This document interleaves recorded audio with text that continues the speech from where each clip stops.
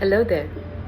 Welcome to the next lesson of Heal-2-Feel. Here we are going to discuss about fakism, fake people, fake actions, and how to deal with them. Yes, this is very important because most of the times we get so absorbed in this fakism that it drains us mentally, physically, socially, emotionally, spiritually. We don't even realize how much of a deeper impact this fakism has on ourselves. So, are you ready? Let's hit it. It might be true that you are really surrounded with fake people, but you might also be second guessing or being overly critical about your real people being fake. So, it's important to know what fakism or fake people behavior is. Are you ready? One of the major characteristics of a fake person is their inconsistency. They will say something and their action will mean something else. They will be complimenting you on your face, but at your back, they are gossiping about you. They are never consistent with whatever they say or mean. Fake people are usually self-absorbed. They are only capable of talking about themselves. They rarely have got the patience to talk about others or even listen to others. Fake people show fake emotions. They are either shedding crocodile tears for all your sorrows, or they are laughing out too loud for a minor joke or a situation. So you would know if they are authentic with their emotions. Fake people are usually very good at people-pleasing tendencies. They really know how to bend backwards in order to satisfy or in order to please the people around because they want something out of you. Fake people are fair-weathered friends. If the moment is right for them, they are around you. If the moment is beneficial for them, they are around you.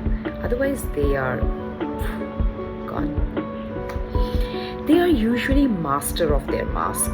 They can really put on a good face or a pleasing face or a friendly face in front of a whole gathering.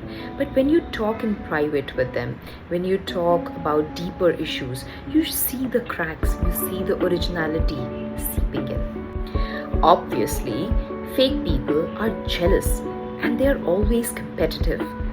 They cannot bear anyone else winning. They have to win always.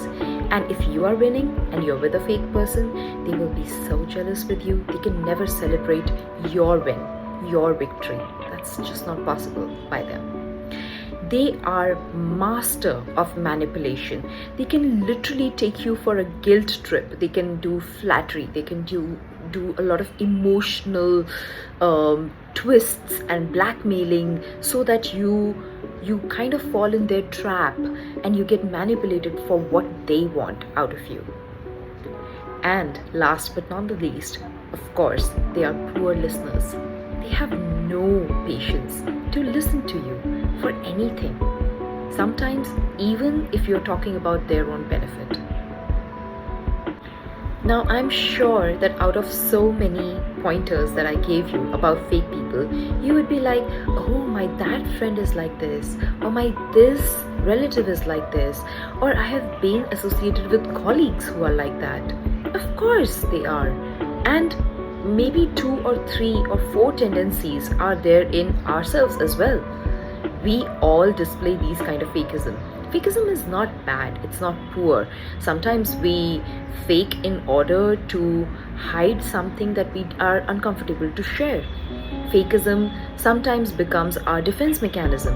Fakism sometimes can also be because we are just not close to you enough. Your friends, your colleagues, your relatives, they are not wrong. You are not wrong. It's just the situation, the time, the place that is not favoring you or them right now. And hence you are kind of displaying something that is not your original self. It's not wrong. It's just full of effort. It's draining you as well as it's draining the listener who is listening to your fake behavior. And that's what this Heal to Feel lesson is about. It's not about finding mistakes out of others. It's not about, oh, somebody did that to us and we are the victim and we are suffering. No, it's also about you. Why are you falling in that pattern of pleasing, of faking, of hiding things which are naturally coming inside you? If at all you are a good communication holder, if you know a certain kind of language, if you have studied well, if you have been brought up in a good environment, hell, if you have had a proper sleep, proper food, proper nutrition, I am sure that you are balanced enough that you can find the right words to express your emotions, to express yourself, even though when you disagree, even though when you are not in the right situation, in the right time, or in the right place. But the video is all about not faking it, not taking the fake, understanding when someone is faking it, and when you are faking it, to draw the boundary.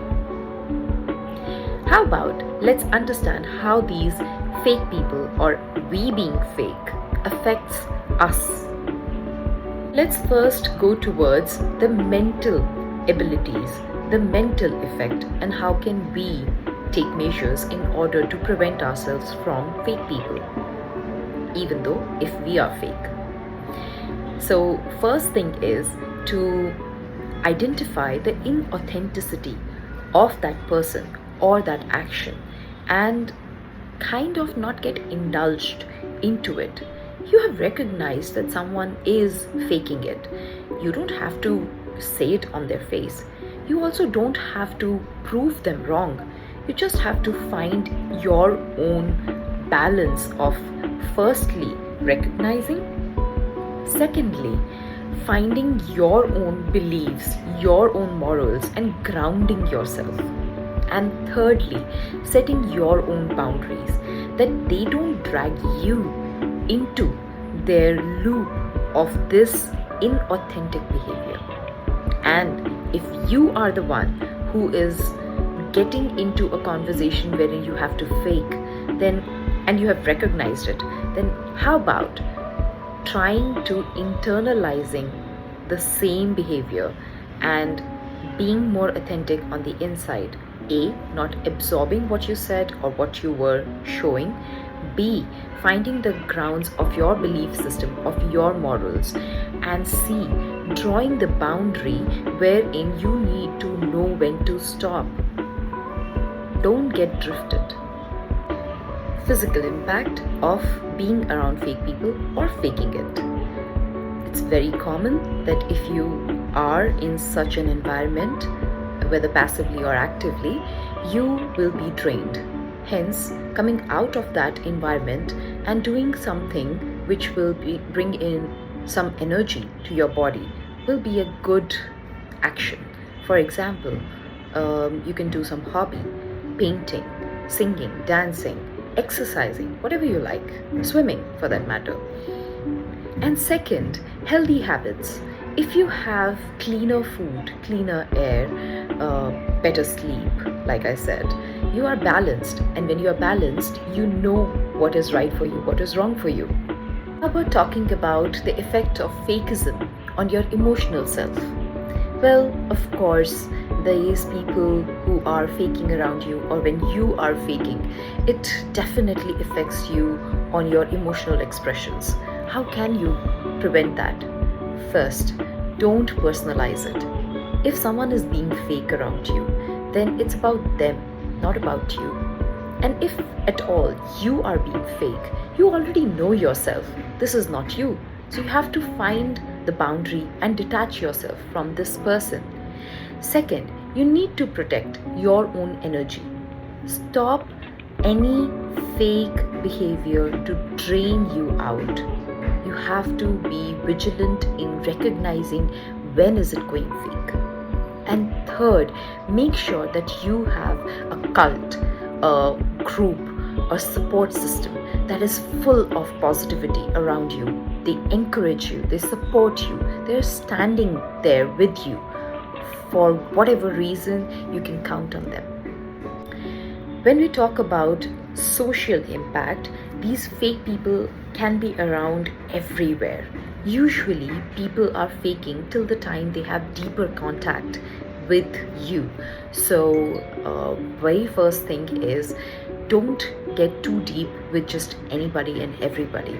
You have to find your own people, and with them, you build quality relations. Second, don't miss out on your individuality. You are a being.